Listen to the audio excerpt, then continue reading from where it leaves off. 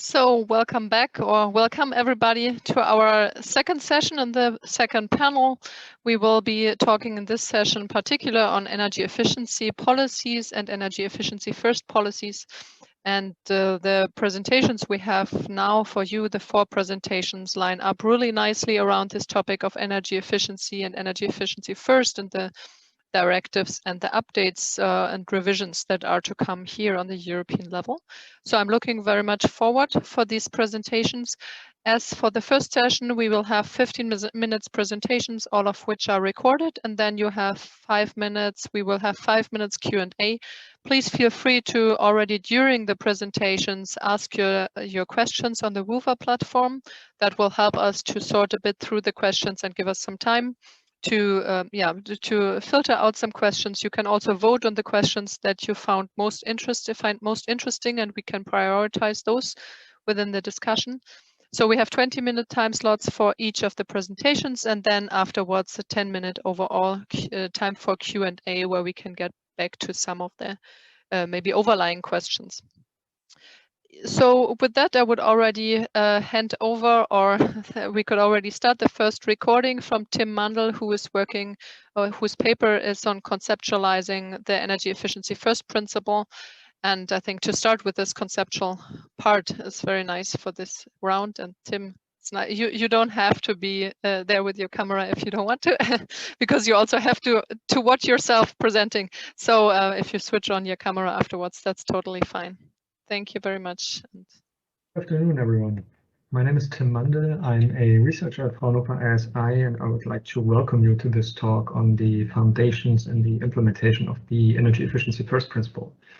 My key proposition in this talk is that even though the efficiency first principle is a rather new concept in policy making, there's a lot that we can learn from theory and empirical research when it comes to effective policy design for efficiency first.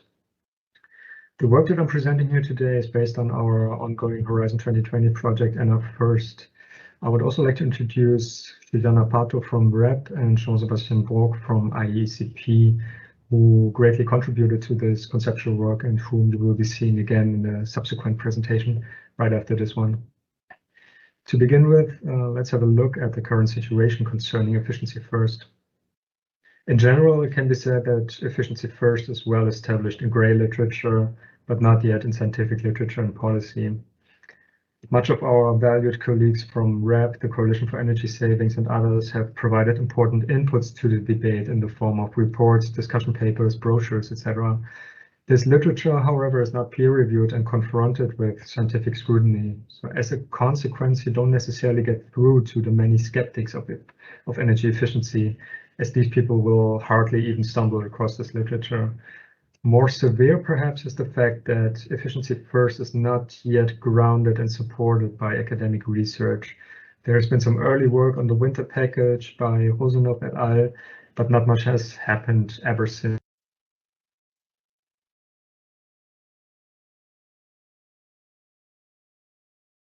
There's no evidence on its effectiveness, and there's a lack of model-based assessments to highlight the value of the principle.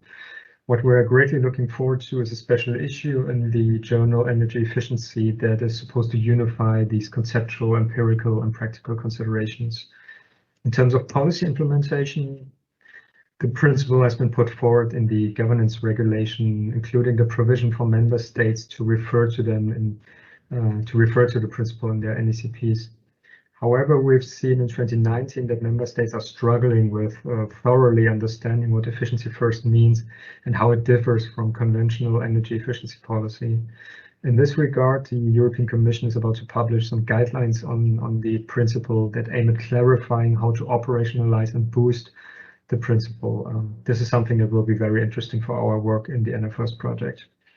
My overall key point here is that unless we manage to establish the concept in scientific literature and make it open for criticism, the efficiency first principle might indeed become a slogan that does not make a tangible difference to the status quo of energy system planning and policy making in the EU. Science and theory might not be a necessary condition for policy implementation, but as I will attempt to show in the following, it can certainly provide useful inputs. That is why in our paper we're attempting to address 4 topics within the current debate around efficiency first.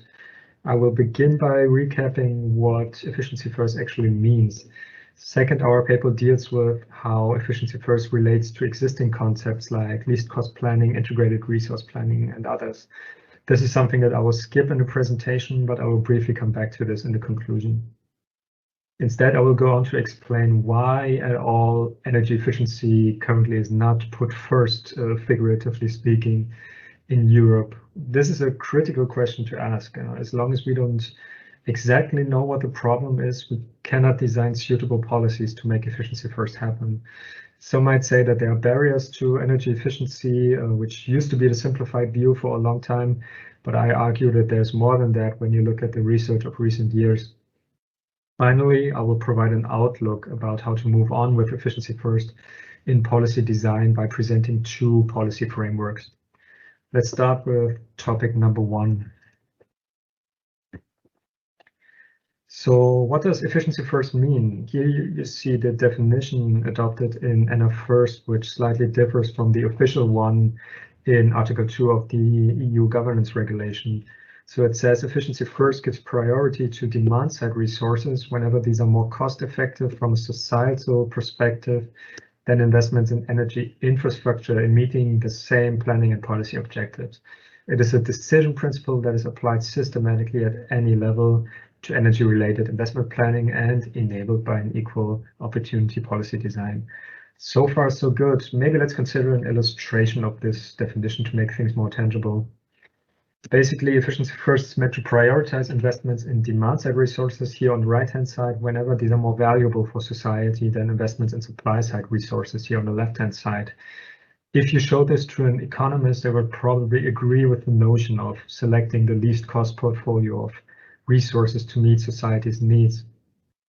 However, based on just this, the notion of efficiency first has some conceptual ambiguities, let's say, that might have contributed to the lack of consideration in the recent NECPs.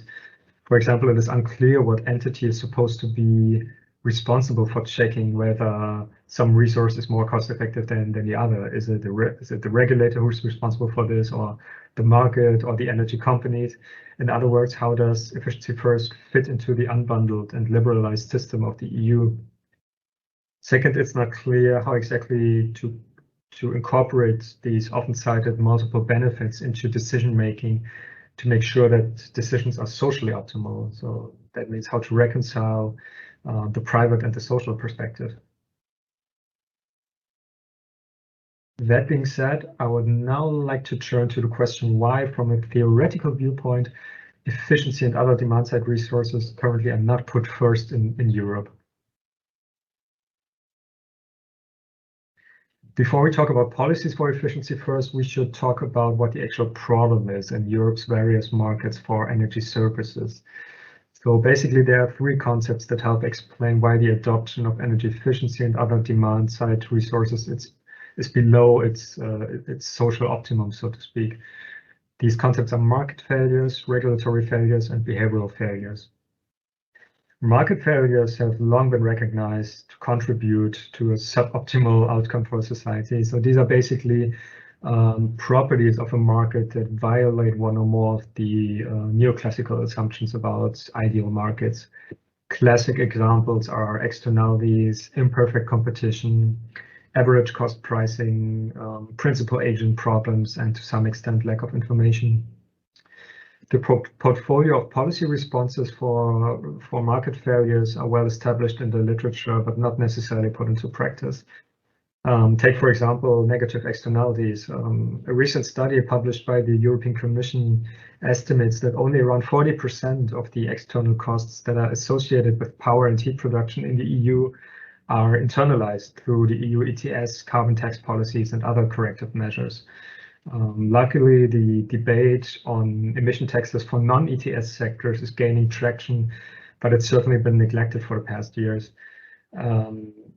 Internalizing these external costs would definitely create an incentive for consumers to conserve energy and in turn penalize the producers for these adverse environmental impacts, and thus contributing to a level playing field between demand and supply. Regulatory failures are another concept. As we know, network companies constitute monopoly businesses that are subject to regulation that is imposed by regulatory authorities. So these are not immediate market activities. To comply with efficiency first and to basically provide energy services at the lowest societal cost, we need to make sure that these regulated companies take systematic account of demand-side resources in their system planning as alternatives to traditional network infrastructure investment. That is through tendering or procurement of demand-side resources or through company-driven demand-side management programs. This currently does not happen in the EU, which is something that can be classified as regulatory failure, meaning that the regulated companies do not produce socially desirable outcomes in terms of minimizing the costs of providing energy services while ensuring satisfactory quality of supply and system reliability. An example of regulatory failure is traditional cost of service or rate of return regulation, in which regulated companies have no incentive to cut costs, as they can recover increasing costs with a subsequent increase in price. In addition, rate of return regulation tends to incentivize companies to overinvest in supply-side infrastructure, as this increases their guaranteed rate of return. In terms of policy responses, my colleague Shoshana Pato will elaborate on this in the next presentation, showing that regulated companies can be incentivized in various ways to make use of demand-side resources. Overall, utility regulation is a topic that up to now has been considered completely detached from any energy efficiency policy. And luckily, the debate is making some big leaps here as well lately. Finally, behavioral failures are a concept that is increasingly addressed from the disciplines of behavioral economics and psychology. This can be viewed as a sophistication of what has previously been simply subsumed under a lack of information. In the past, you would often read that consumers are just not well informed, and that's why they make bad investment decisions. However, empirical research on behavioral failures shows that there are systematic biases in observed consumer decision-making that would need to be addressed. One example is what is known as loss aversion, which means that decision makers may not adopt energy efficiency measures because they weigh the uncertainty about energy prices or some unsatisfactory performance of the measure extraordinarily high.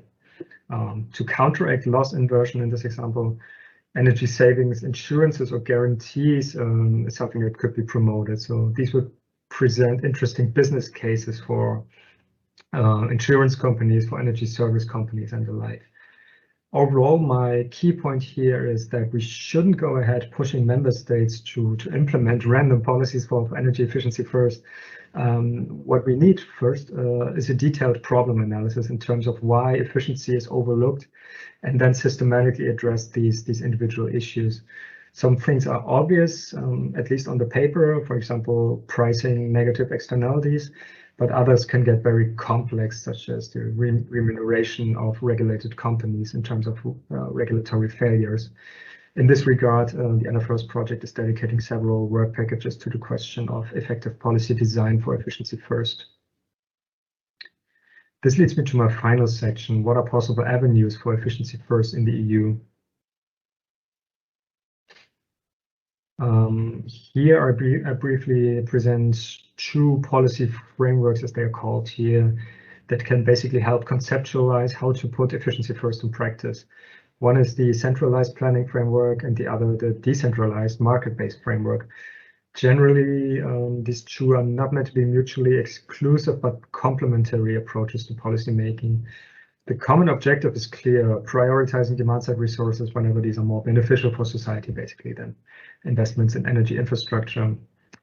The actors targeted in the centralized framework are basically single entities that can be influenced in a way that they implement a cost optimum mix of demand and supply side resources. So that means regulated companies, but also policymakers that are in charge of policy design, and also public institutions and finance institutions.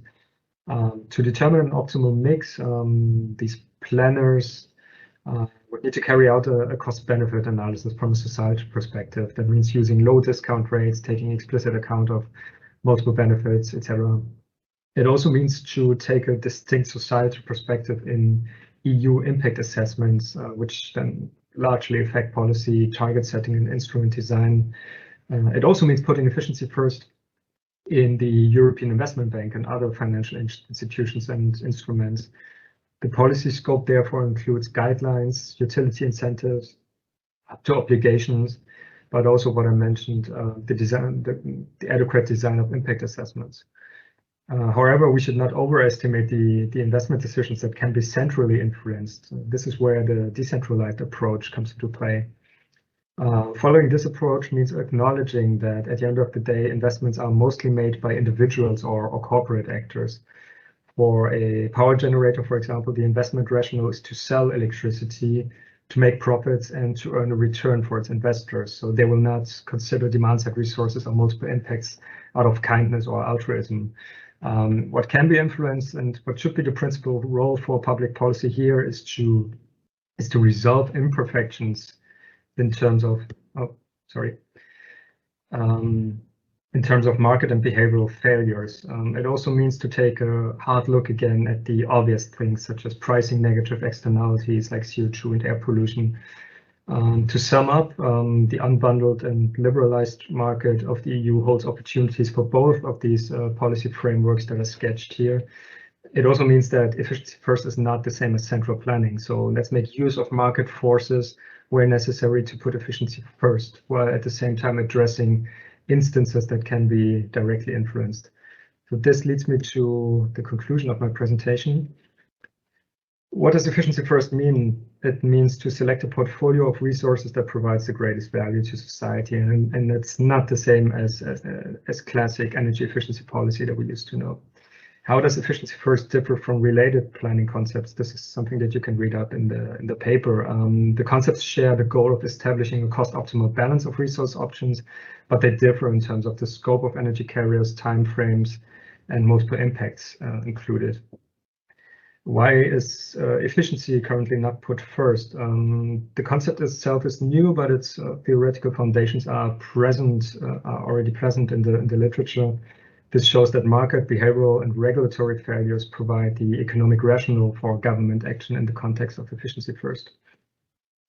Finally, how to move on with efficiency first, I just outlined these two policy frameworks, centralized and decentralized, which then include guidelines, obligations, incentive structures, and measures to resolve various market and behavioral failures. So overall, this concludes my presentation. Thanks a lot for your attention, and my future me is now very happy to take questions. Thank you.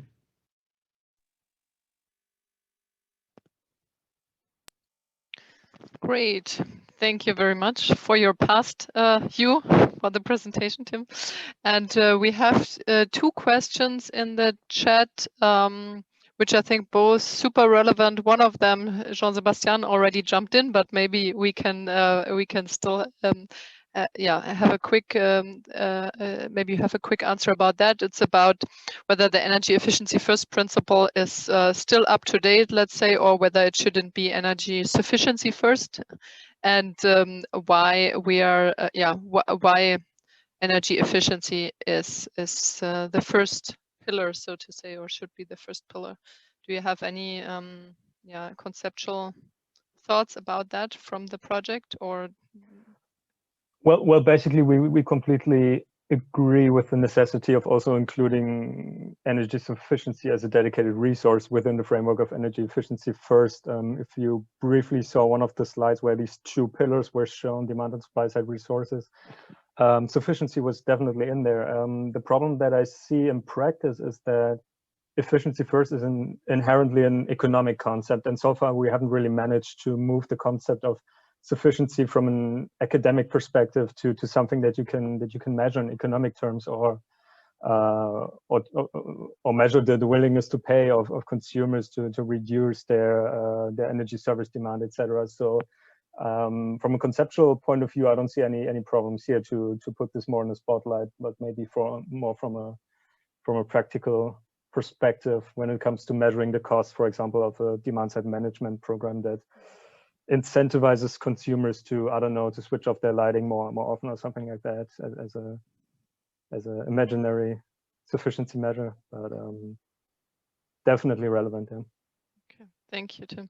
And then maybe you can briefly answer about the second question, because I think that's also quite relevant. It was about the definition of the efficiency first principle and why you are using a different, or if and why you're using it, making up your own definition of energy efficiency first, which I know is highly based on the literature, of course, but it might still differ a bit from what the EU puts as the energy efficiency first principle. Maybe you can say something about the reasoning behind making, developing an own or deriving an own definition and how it relates to possible definitions by the EU.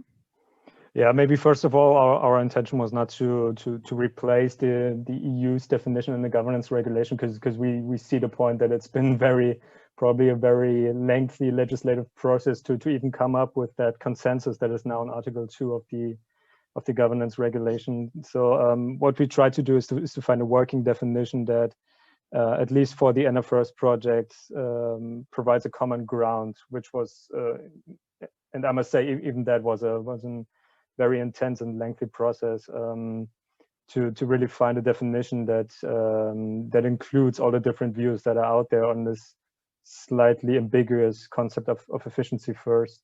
But overall, I must also say that a definition is not all. Like, I wouldn't expect member state policymakers to read this definition and then immediately grasp what this whole concept is all about. This is where our ongoing work on policy design, etc., comes into play to really illustrate what is meant. And we're also very much looking forward to the guidelines of the European Commission to better illustrate the practice of the principle, let's say. Thank you very much, Tim. Susanna is raising her hand, and since she's the next speaker anyway, maybe Susanna, do you want to make a quick comment before we play your video towards what Tim just said? Or was that on purpose that you're raising your hand? Yes. Yes. Can you hear me? Yes. Can you hear me? Yes, now we can hear you. Sorry, maybe it's the internet. Yes, a very quick comments, because we were co-authors with Tim on this definition thing. The way we approach the whole idea of coming up with a new definition is we try to collect all definitions, not only from EU legislation, but from member states and also outside the EU, because the idea is there in several places. And we try to figure out which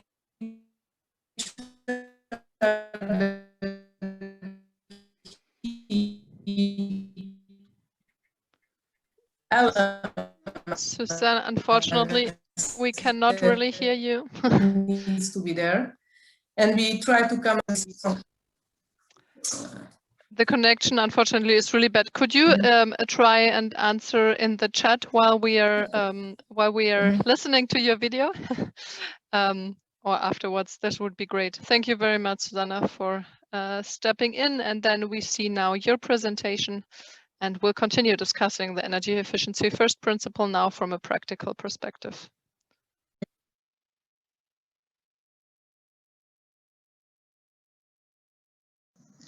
Hello, my name is Zsuzsanna Pato from REP, and I would like to talk about efficiency first. Again, what does efficiency first means in practice? And I would like to show a few examples about it.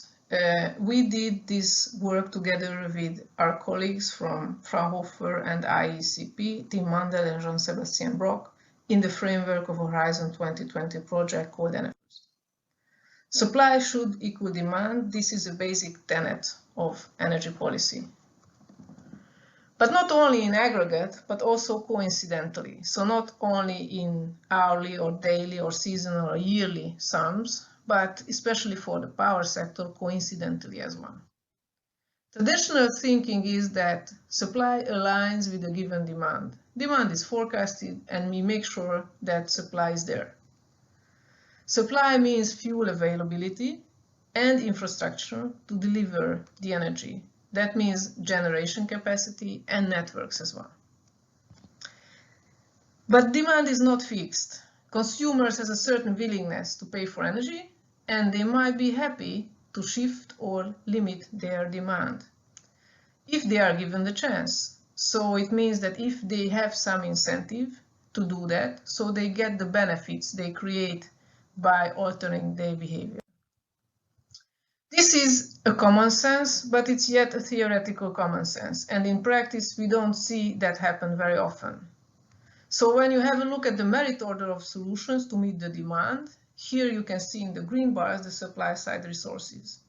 So the principle simply says that you should integrate the demand side resources as well to get a full merit order of all kinds of resources. If it's a common sense, why doesn't it happen automatically? Because there are barriers for equal treatment of demand and supply. Mental barriers, demand side options are new, demand might not be reliable, we don't know how it will function when we actually need it.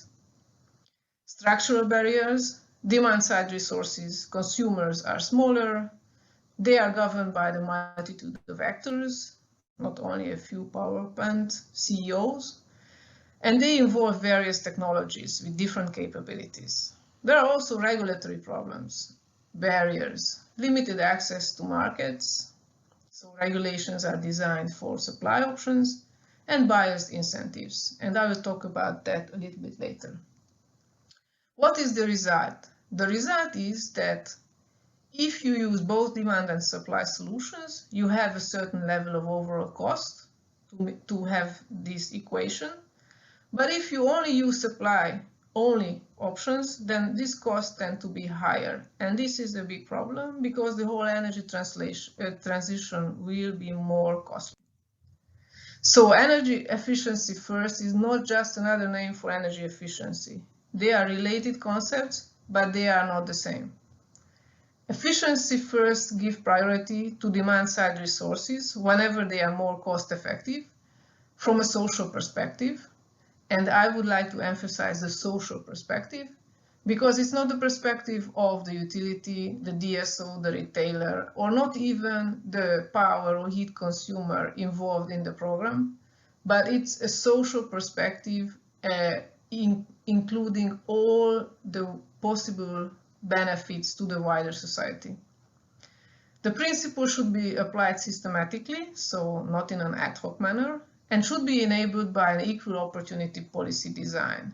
That means that to have these demand resources born to life, you must have a policy that actually provides a level playing field for these resources as compared to supply resources.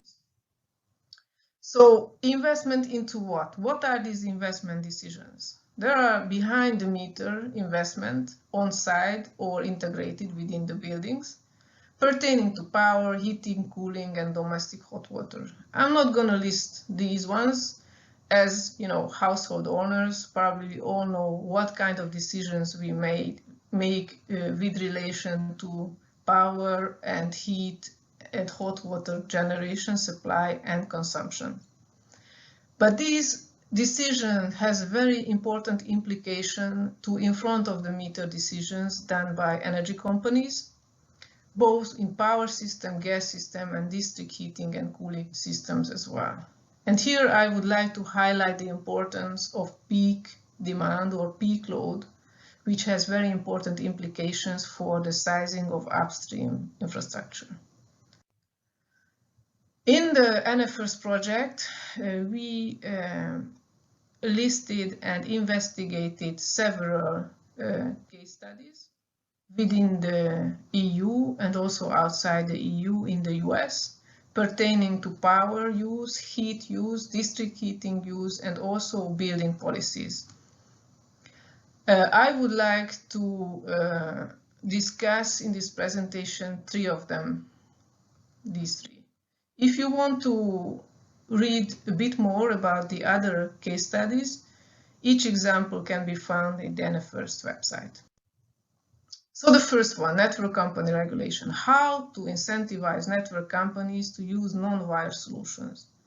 Non-wire solutions is an American term, but I think captures very well what we would like to see from network companies is to think beyond copper and wire, investing into the capacity building of the network, and to think about alternative ways to make sure that there is adequate supply, network supply for the consumers, to make sure that the grid is reliable and stable and provides a service that is required by the consumers.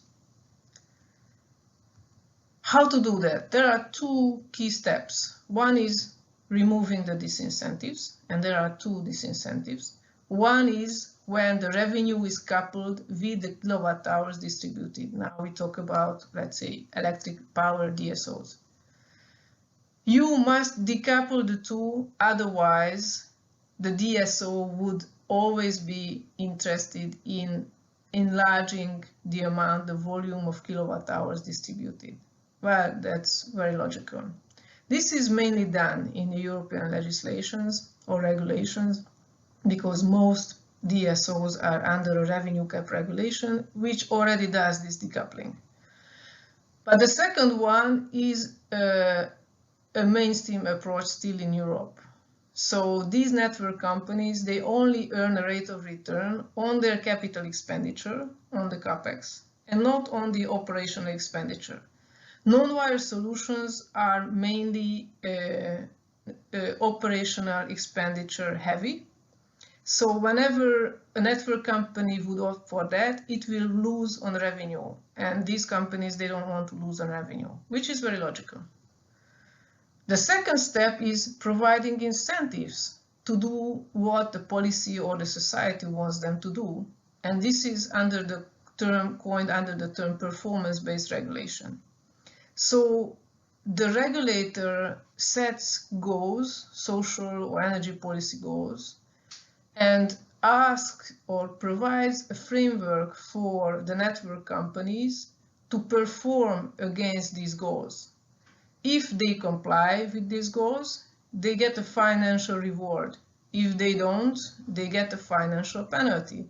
So there is a direct financial loop back to the network company to do what is required by the society at large.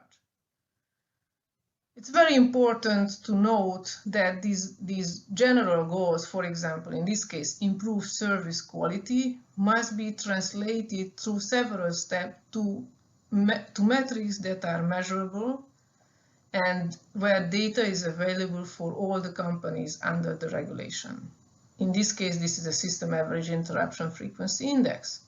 But you can come up with such a hierarchy for any of the potential goals you might have. For example, the number of PV connected to the distribution network or the number of smart meters connected at a certain period of time, or the amount of demand-side resources used instead of setting up new substations and new cables. The second is about consumers as power system resources. We don't usually recognize consumers as power system resources, and the reason is because in the past they were not. And here the consumer is represented by the water heater. Many households have electric water heaters. Of course, we all know that water heaters are thermal storages and are power system resources. So whenever there is a peak load in the power system, they can reduce their consumption, switching off. And you can see here on the red line, this is the time of load reduction. But they can also build load when there is a lot of renewable in the system, and otherwise they should be curtailed. This is all well known.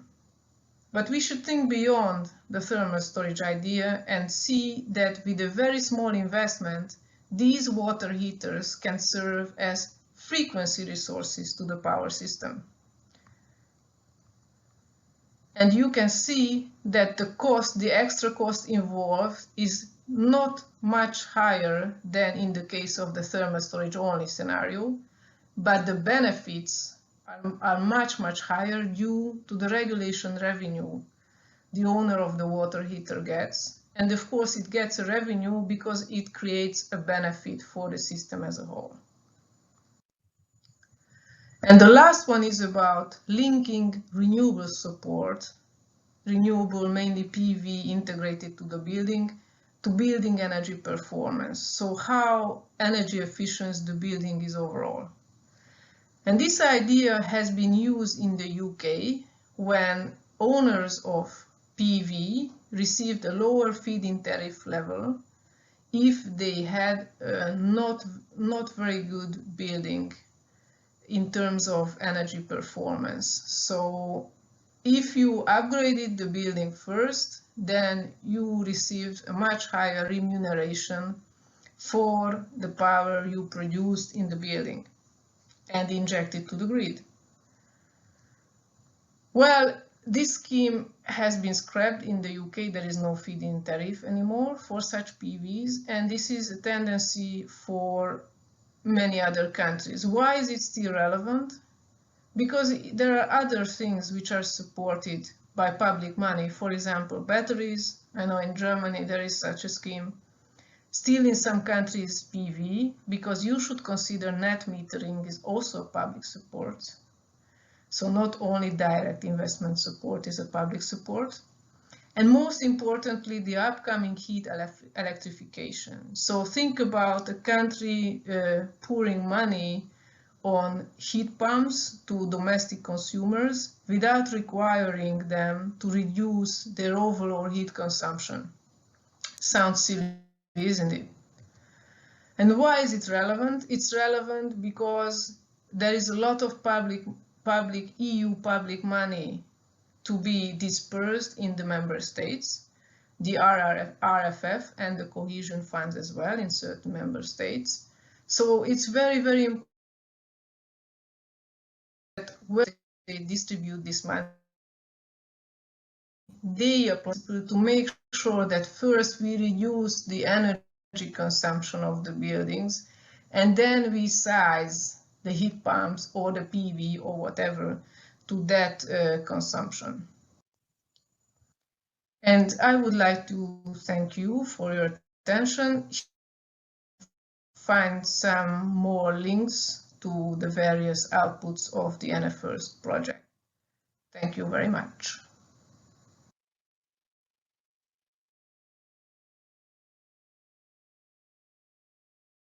So thank you very much, Susanna. Can you hear us? Does it work now with the connection?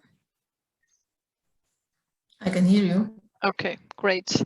As far as I see, we don't have any questions for you yet. Thank you very much for the interesting presentation. And what I found is especially interesting also what you mentioned at the end, how we could couple the different incentives, right? Or how it's important to couple the different incentives for energy efficiency and also, yeah, with PV or so, that we could couple these incentives for the consumers and for the decision makers. If there are, do you want to recap on some of the points as long as we don't have any further questions, or otherwise I would hand over to Ivana, because it fits very nicely to also her presentation.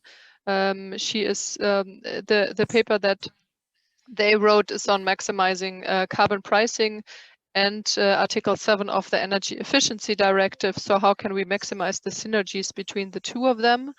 And I think this is a nice synergy or contribution to what Susanna just introduced us to. Okay, then we hand over to Ivana's recording. Good afternoon, everyone. My name is Ivana, and I'm going to present you a paper that has been written by Samuel Thomas from the Regulatory Assistant Project, Dr. Lasio Soikonomou from the Institute for European Energy and Climate Policy, and myself.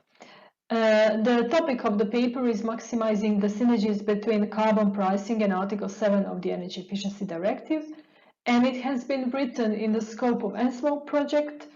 The objective of the ENSMO project is to ensure knowledge sharing and to create materials which would be helpful for the knowledge sharing between the member states and the associated countries on the Article 7 of the Energy Efficiency Directive from the perspective of measures, implementation, technical difficulties, and also monitoring, reporting, and verification of the savings. This paper is focused on the taxation, one of the alternative measures, and how it's going to fit in with the extension of the EU ETS and the changes in the carbon taxation regulation on a European level. So as the first thing, I'm going to tell you a bit more about the alternative measures and how taxation is one of them, and how they are different between the member states, between countries, and how they have the prices of the different energies, different fuels have different elasticities among the member states, and how the revenues collected from the taxation are used in the countries. This, with the case studies, is the introduction part, let's say description of the current status. So the next step is looking into the revision of the EU ETS, which is going to be extended to the building and transport sector, and seeing how the extension of emission trading fit in with the Article 7 ED taxation measures. And also what are the next steps that are needed if or when the extension happens. So just a bit of an introduction to the Energy Efficiency Directive. So Energy Efficiency Directive from 2012 and its revision from 2018 establish a binding headline energy efficiency target for the European Union. And it is, as said here, 32.5% of the reduction of energy consumption. In its Article 3, the Energy Efficiency Directive obliges the member states to define their indicative national targets that are to be achieved through the implementation of other ED articles and the general energy efficiency legislation. And as has been evaluated, one of the most effective tools is the Article 7 ED. And for the next period from 2021 to 2030, it obliges member states to make new annual savings of 0.8% of the baseline. Energy efficiency obligation schemes and alternative policies are part of the Article 7 ED, and they are not the same in all countries.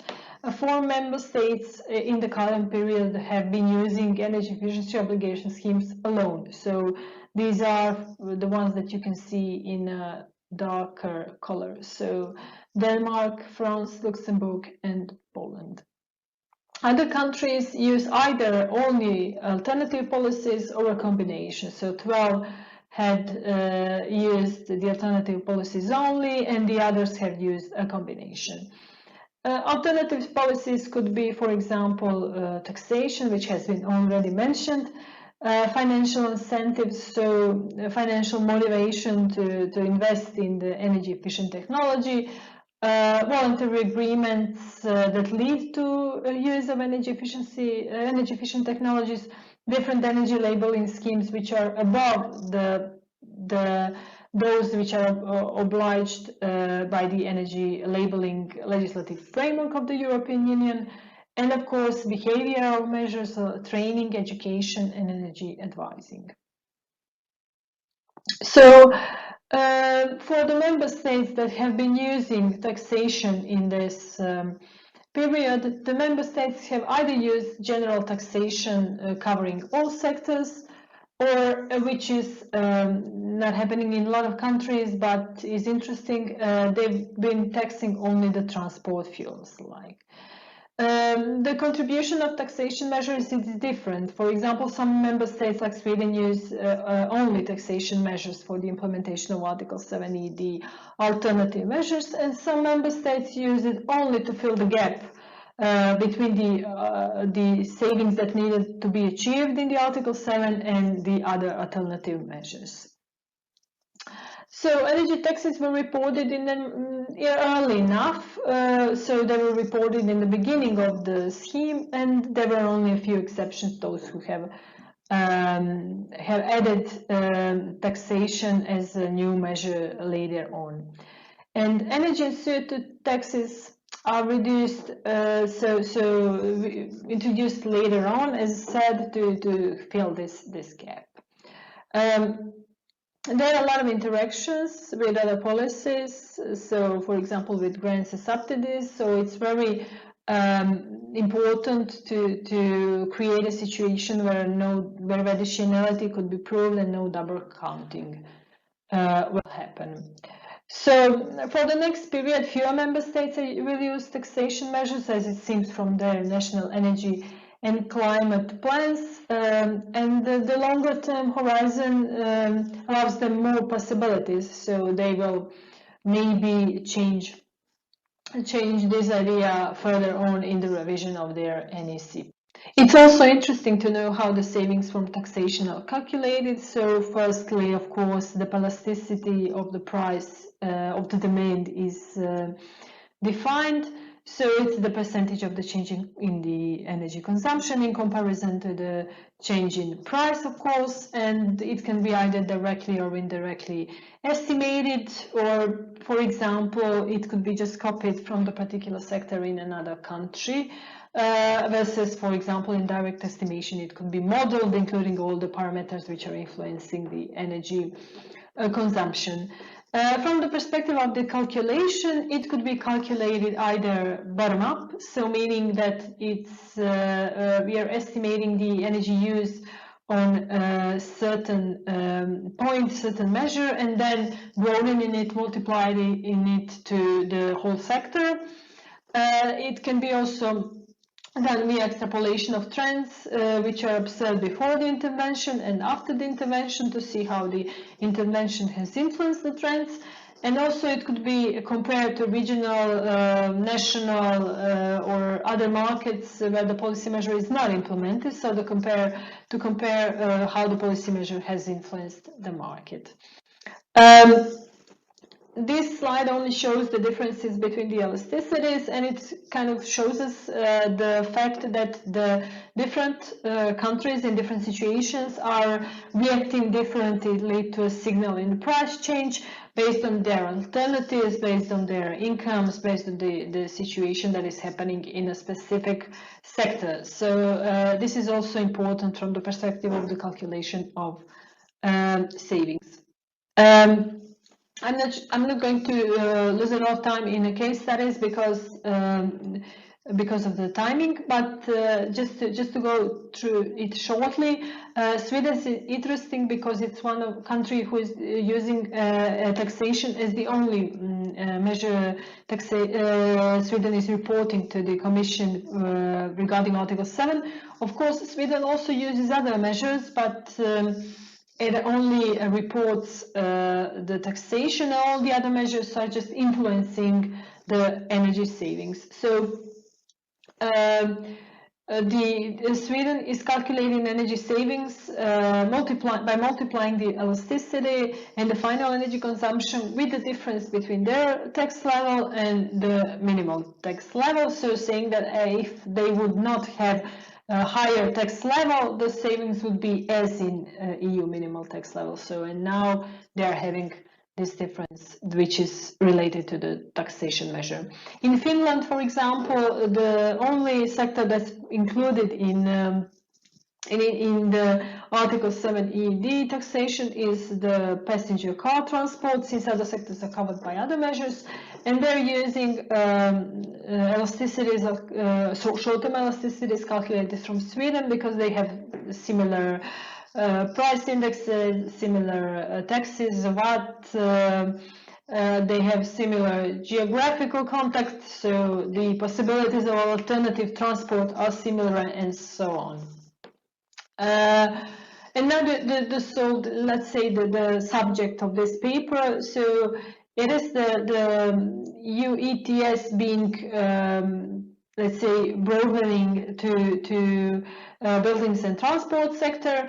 So the EU ETS is a cap and trade mechanism, meaning that there is a definition of the total amount of the emission, which is set and it's called cap, and everything else is traded or auctioned for free inside the cap. the prices are passed through the end consumers in much as the same way as the carbon tax. So the price rises due to the effect of the ETS.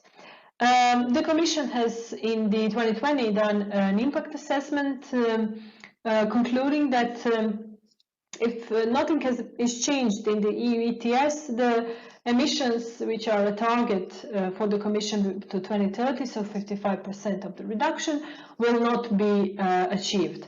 So it is very important to try to see how this measure will influence the total emission savings, but also to evaluate these benefits with the adverse effects, because the changes in the prices due to ETS inclusion of buildings would influence, of course, the final consumers, and with that would influence energy poverty. So it's very important to target these adverse effects. On the other hand, it would make energy efficiency measures much more profitable, and the revenues could be used for the fight with the energy poverty. Other than that, there would be, let's say, this fairness of different fossil fuels, since electricity and some district heatings are also already part of the ETS, and with this, also the smaller installations which are fossil fuel or electricity fired would be part of the EU ETS. Now here's the problem or the challenge that we have. So how Article 7 ED and the extension of the emission trading fit in.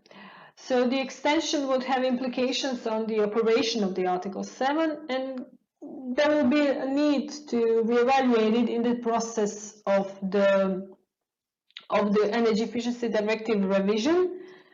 This means that the member states would extend this sector from current carbon pricing measures, so they would not report it under Article 7 ED. And since the extension of emission trading would bring most of the EU final energy consumption within cap and trade mechanism, there is a question on what would be the energy that would be taxed under the Article 7 ED alternative measures. The carbon price would support the cost effectiveness of the EU standards, but from the other perspective, there will be a case for using the rest of the framework to address the market failures, barriers, and so on, after the cost of carbon is not added above the price, but internalized inside the price of the. And to make a kind of a conclusion of this presentation, the introduction of the emission trading system would call into question the rationale for Article 7 in the context of climate targets meetings. So if the all emissions are kept and the additionality of the emission savings from Article 7 is in a question. So the allowance prices will simply rise and rise until sufficient amendment actions were undertaken to ensure that the emission cap was respected. So the purpose of the Article 7 ED would be to help the market. So to not to happen that the prices rise to unsustainable levels. So Article 7 would tackle the market failures, stopping these cost-effective measures to not happen. And so the ETS would internalize the cost of carbon, and the Article 7 would tackle other market failures. This seems like a lot of work and like a lot of additional research for us, but this shift would require fundamental changes for Article 7, but then again, it would be more fundamental and more logical part of the energy and climate package, so filling each other with the complementary, filling each other with the ETS. Thank you very much for your attention, and I would also like to thank our colleagues from the ENSMO project and the countries and the national authorities and other stakeholders which are regularly cooperating with us in the knowledge sharing of the Article 7 ED. Thank you. Thank you very much, Ivana, for the recording. Again, we have no questions yet, but I will then ask the first, and maybe it steers some other questions. You have made the point that I noted down already during your presentation, and it came at the very end, but maybe you can expand a bit on that. Would be, what would it mean actually for the Article 7? Like, what would it mean in practice if we have now the carbon pricing through to the ETS system, right? We have higher prices and economic barriers might be reduced. What would be the kind of market failures or barriers that like an updated Article 7 would have to tackle? Do you have an idea like in which direction this would bring us and what this would have to entail, aside from what's currently part of the article? Yeah, thank you very much for the question. We've tried to kind of explain through the paper that there is a lot of additional work that needs to be done to kind of make this to legislative framework complementary, because the development of the ETS, so the extending of the ETS to buildings would create a situation where where it's a bit unlogical to introduce the ETS, the Article 7 measures which are linked to, for example, taxation, because you could see from the example of Sweden, the savings that are reported based on the difference between the average EU level taxes and the taxes in Sweden, or the minimum, it depends. So in that case, it would happen that the taxes in the countries that are reporting it to Article 7 would have to be very high to be above the ETS.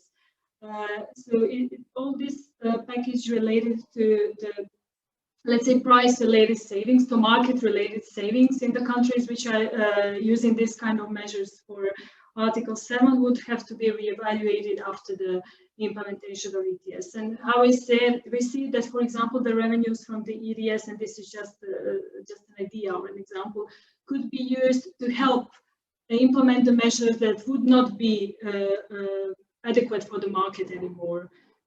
So the revenues from the ETS from the buildings could be used, for example, for some energy performance measures or other national level educational measures and so on, which then could fall under the Article 7. But as the ETS has been just announced to be extending, let's say, firmly, we are still doing a lot of work. And at the moment, with the colleagues from ENSMO, we are, let's say, broadening the research and looking at the all climate package and how to fit in the Article 7 and make it good and adequate for the next period of the energy legislative framework. Thank you very much, Ivana.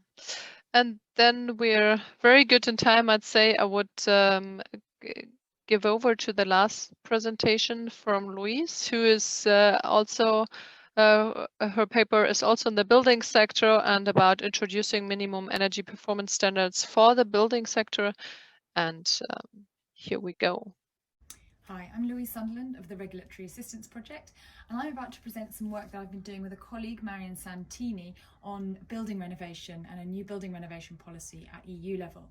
But coincidentally, on the day I'm recording this presentation, I'm also having external wall insulation installed on my house. So whilst providing this introduction to the presentation, I thought I'd show you some real-life energy efficiency works and renovation works going on at home. The policy I'm going to present to you is minimum energy performance standards for existing buildings. And we need new buildings policies very clearly to achieve our Fit for 55 2030 climate goals, for which the building sector will need to go further and reduce, make emissions reductions of 60% by 2030. You can see very clearly here, the graph on the left, that we are not on track to do that currently. To do that, we will need to massively increase the rate and the depth of renovation, moving, according to BPIE analysis, to deep renovations in 3% of the stock a year as quickly as possible this decade. So in response to this challenge, the Commission has introduced the Renovation Wave strategy at the end of last year, in which we saw this proposal for minimum energy performance standards that the Commission will propose as part of the revisions of the Energy Performance of Buildings Directive later this year. And in this development, the Commission has proposed to look at the scope and timeline and the phasing of these standards. And most importantly, perhaps, it's recognised the importance of introducing MEPS, Minimum Energy Performance Standards, MEPS, alongside accompanying policies. And this really is just to illustrate the importance of those accompanying policies. MEPS do not stand alone. They are introduced with a framework of renovation enabling support. So that support comes in the form of information and practical support, and of course funding and finance, all packaged up through locally available one-stop shops. It also comes importantly with some social safeguards to ensure housing remains affordable and improve housing affordability if we can, and improve housing security so that renovations lead to reduced energy poverty, increased health and well-being, but don't lead to housing becoming more expensive. So what are minimum energy performance standards? Well, they are regulations that require buildings to meet a minimum performance standard at a point in time or a trigger point in their lifetime. Looking across all of the international examples, we see lots of different designs, but they all commonly follow this same structure of defining the target buildings, defining the standard to be met and the metric used to enunciate that, and defining a trigger point, a date or a trigger point in the building life cycle, for example, sale or rent of the building. And each of those three elements can be used to increase the ambition of the standard over time. And we're seeing MEPS being introduced increasingly in many areas across the world. And looking across all of those examples, we have defined 7 different types of models from all those examples. So I think the first thing to say here is that clearly MEPS is not just one policy, it's actually quite a flexible policy with lots of different options for design, which can be used to make the policies suitable for the relevant local context. I'm going to focus here on the top line, the 3 at the top. I think they are the ones most relevant for Europe. The single standard is the first, and this is the most common example we see in Europe at the moment. And the European examples use the Energy Performance Certificate, the EPC, as the metric to define the standard. And you can see here a number of examples. For example, in the Netherlands, offices must be EPC C by 2023, and in France, homes must be EPC E by 2028. The progressive standard builds on this single standard and aims to move properties up through the EPC brackets to improve their performance over time. So a simple example here is from Scotland, where privately rented homes must be EPC E from 2021, but at the outset, at the beginning of that regulation, it was made clear to building owners that they would also be required to bring those buildings up to EPC D from 2025.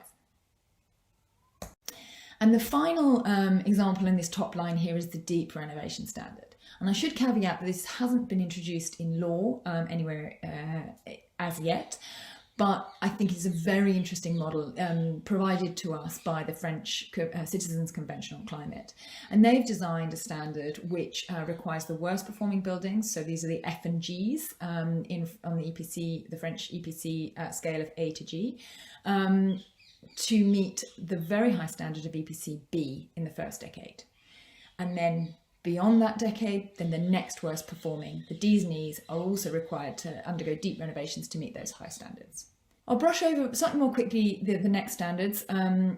I think these 2 in particular have slightly less relevance for the scale in light of the scale of the challenge that we have in Europe. So the trigger point only standard is rarely used in isolation. It's more often used in advance of a firm compliance date. So we can start to create familiarity with the standard and move renovations forward by requiring the standard to be met at the sale of the building, for example, in advance of the firm compliance date.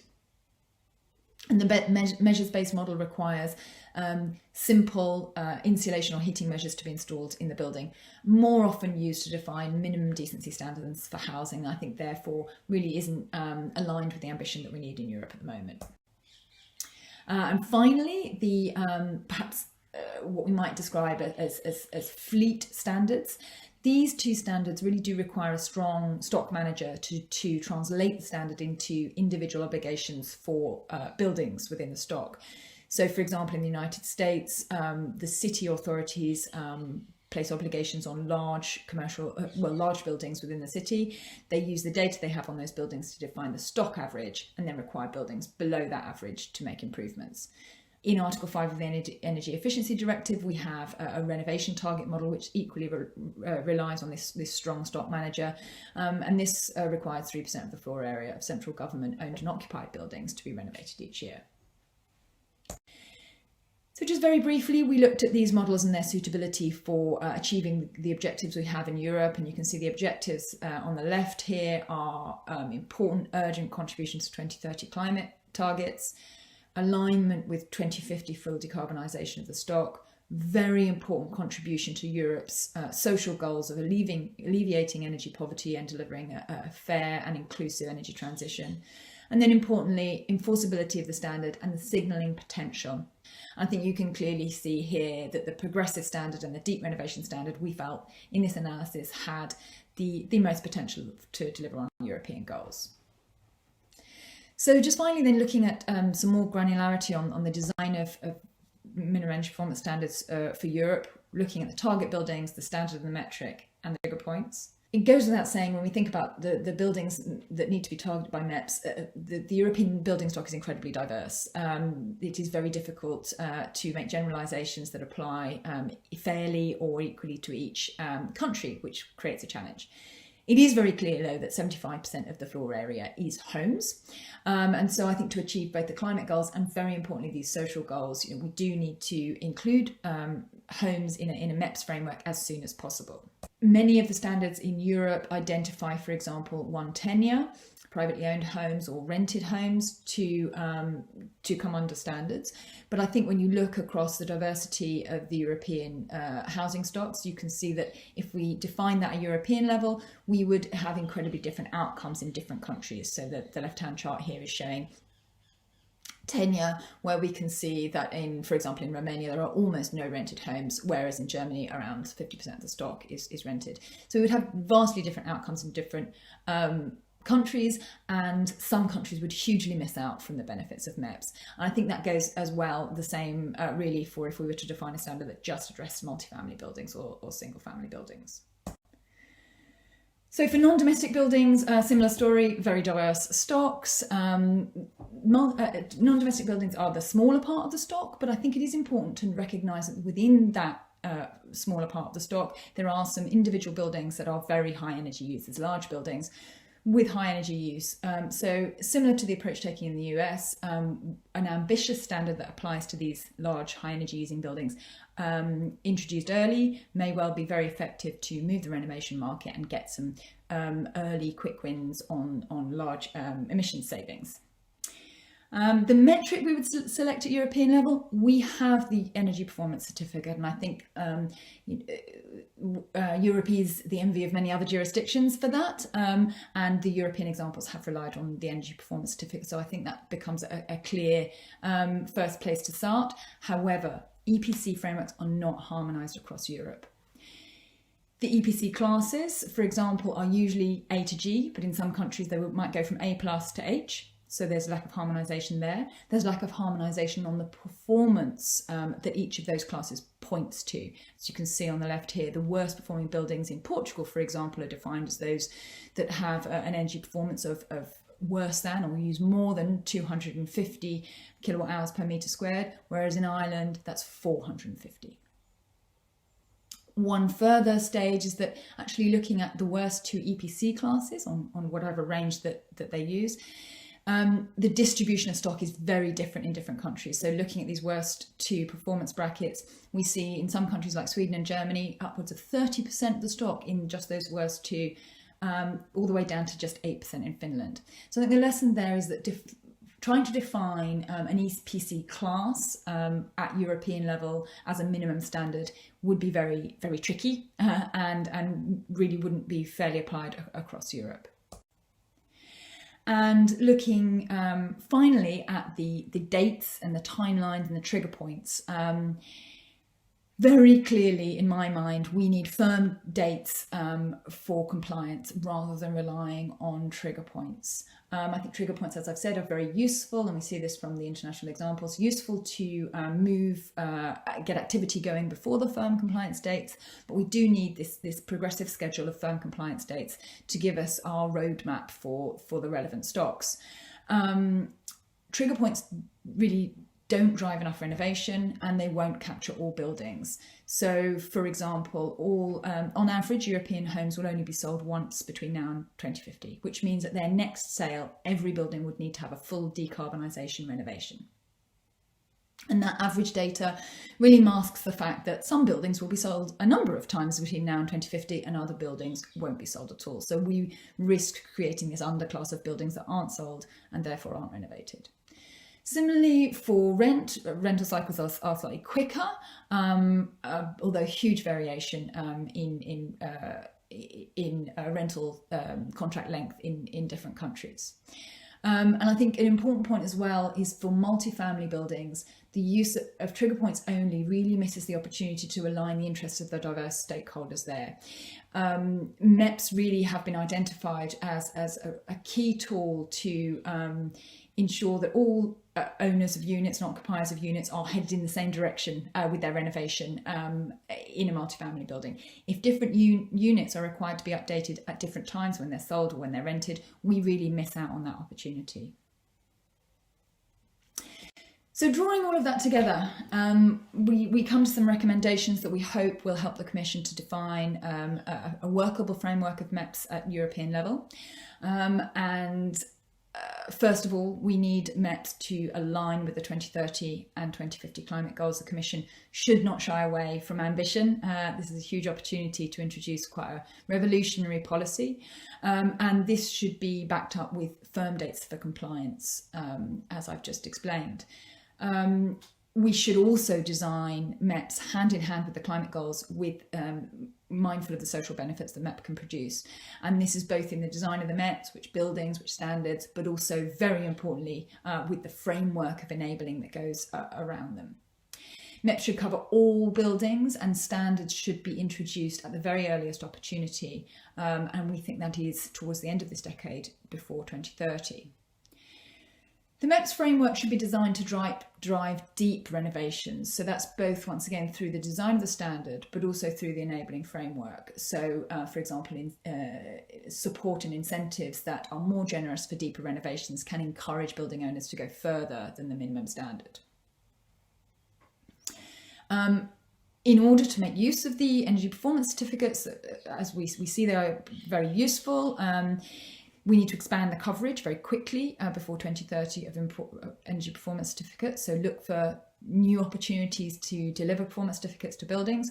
We need to create some level of comparability of those certificates across Europe. So as we found, defining an EPC band common to all member states would create hugely different results, but perhaps defining an objective, for example, increasing stock performance by a certain percent, identifying the certain percent worst performing buildings to bring under standards first. Those kinds of objectives may be more appropriate at European level.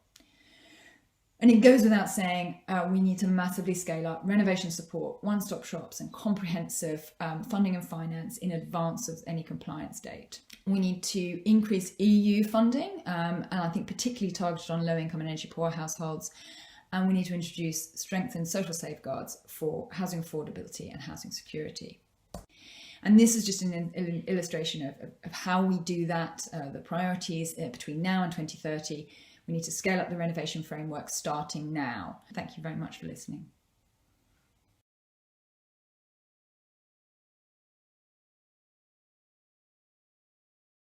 But now we would have some minutes for questions for you, and then we will go open up for the bigger round again. And what questions that came were, for example, the metrics, and now what we currently have, to which extent does it also consider life cycle efficiency? So if we're talking now about standards that use, as you have nicely shown us, the insulation or so, this might not be possible for all the buildings. For example, for I don't know, old buildings, medieval buildings, safe. You know what I mean? Like you cannot put insulation on all buildings possible. Yeah, how could these standards, how can this be addressed, right? The life cycle efficiency, sorry, the life cycle efficiency of the buildings. So it sounds like there's two parts to that question. Maybe if I deal with the second part first, which is the issue around historic buildings. I would just say the building that you saw being insulated at the beginning of my presentation was built in 1879.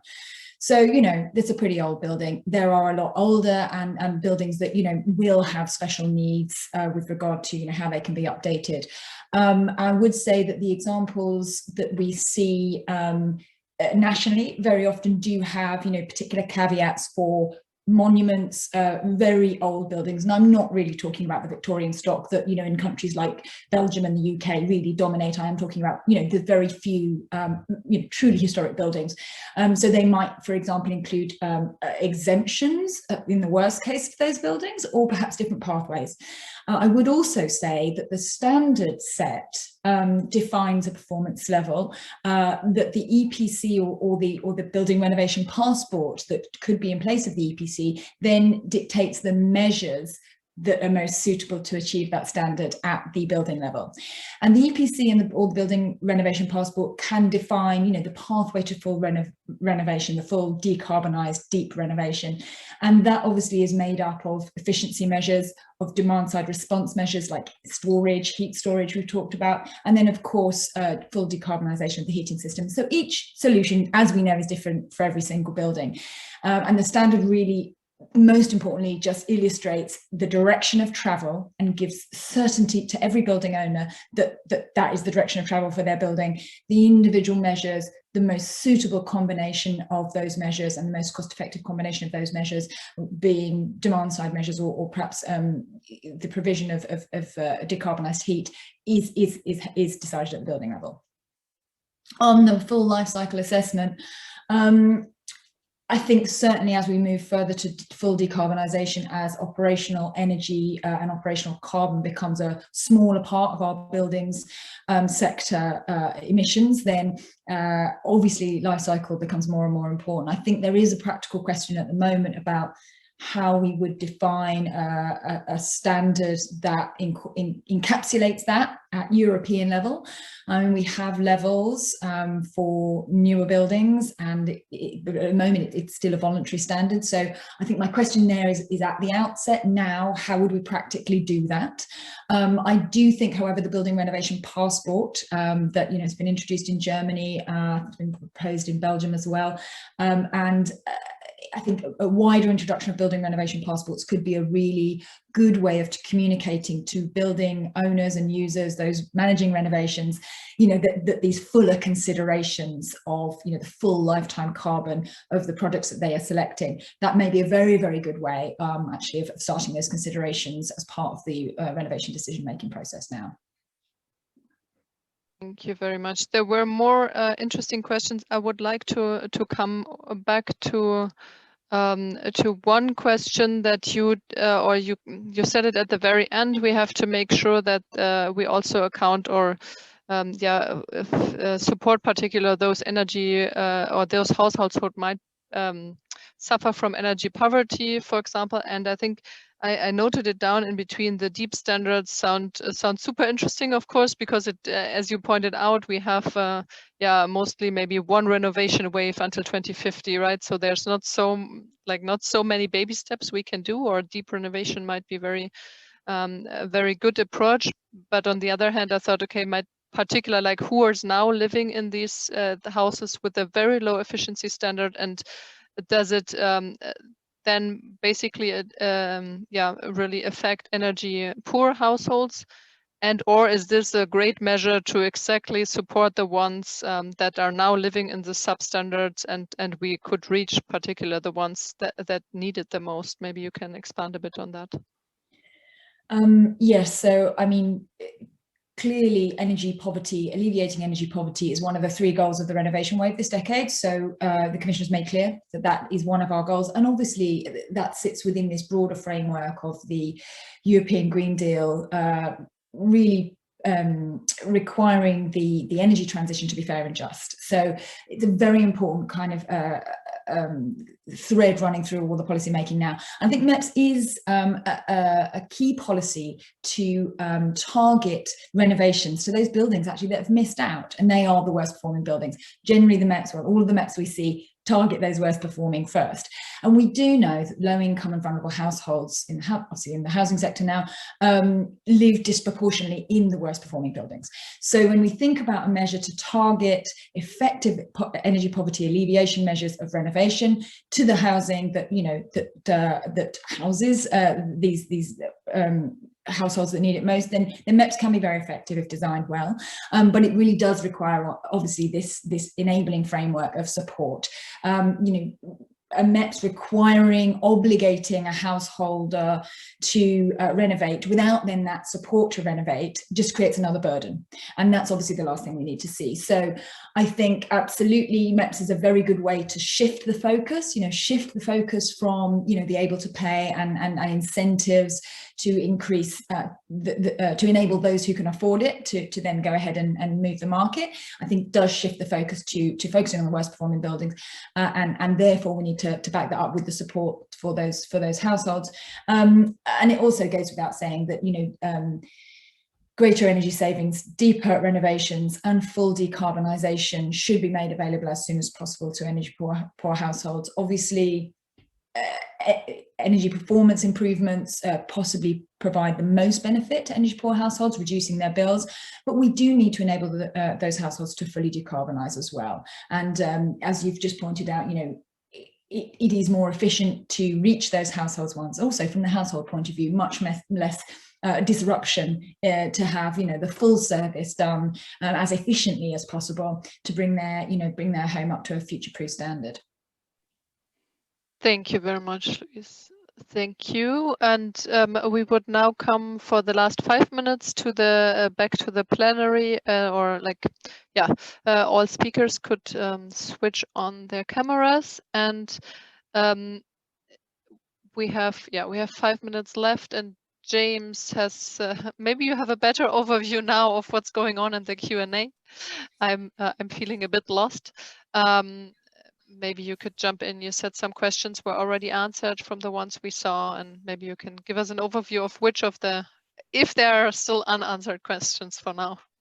Yeah, sure. Yeah, it's hard flicking between the screens, but yeah, we've had a lot of discussion, I think, going on a sub-thread of one of the questions about, I suppose, the robustness of measuring energy performance and how that's actually quite important. But I think some of that has been touched upon by some of the questions you've just answered, Louise, with the potential for building renovation passports to perhaps add that bit of nuance, that it's not just about moving up an EPC bracket, but a more comprehensive decarbonisation pathway at a building level. So yeah, I don't think there's much more we can take from the chat, but yeah, I suppose maybe if it's helpful, a question that was that came to my mind was whether we have to be, and this again relates to the building renovation passport side of things, whether we have to be careful about potential conflicting aims when we try and piggyback off heat decarbonisation measures, or set a minimum threshold for energy performance of a building before we can do, say, a heat decarbonisation measure.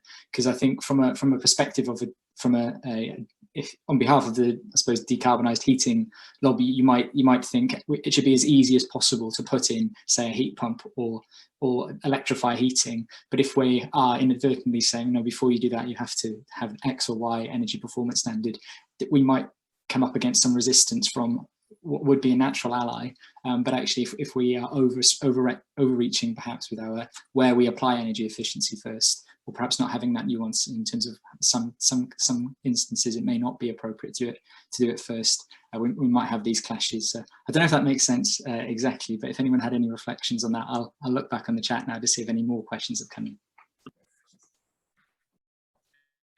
Well, I'm happy to share my ideas about that. Can you hear me? Okay, so I understand your worries about piggybacking, but I guess, considering the lots of barriers energy efficiency has in buildings, a little bit of piggybacking, I don't think it hurts, especially when there is public money involved. Because, if it's your own money, being as a household, I think you to do whatever you want. You should have the right incentive to do things which are good, but of course you will be driven by your own personal choices. But if there is public money involved, I think it's a good opportunity to internalize all those social benefits, for example, what energy efficiency can bring. So if the question is to have lots of building with lots of heat pump, but not upgraded, and let's say put power was there, because the bigger the heat demand or electricity demand is, the bigger thing. Susanna, unfortunately, it's really difficult to understand you. Do something with building, and Susanna, again, sorry, we cannot hear you well. Heat pumps there, I think. Okay. Unfortunately, I will let Susanna know again, and then hopefully she can answer again in the chat. But I think we got the main message from what she was saying. Yeah, sorry, Susanna, in case you hear me, please, if you can refer to the chat, that would be helpful. And we have, of course, all access, and I will also check afterwards all the discussions, and please, for the panelists, also check the discussions again and see whether you can contribute or get some valuable feedback from your work. Thanks a lot. We are right on time. Thanks a lot for the panelists for this very interesting session this afternoon on energy efficiency and energy efficiency first. And for us, for panel 2, that closes a very interesting first day, and then hopefully see you in the next sessions on panel 2 or wherever. Have a good evening, afternoon. Bye.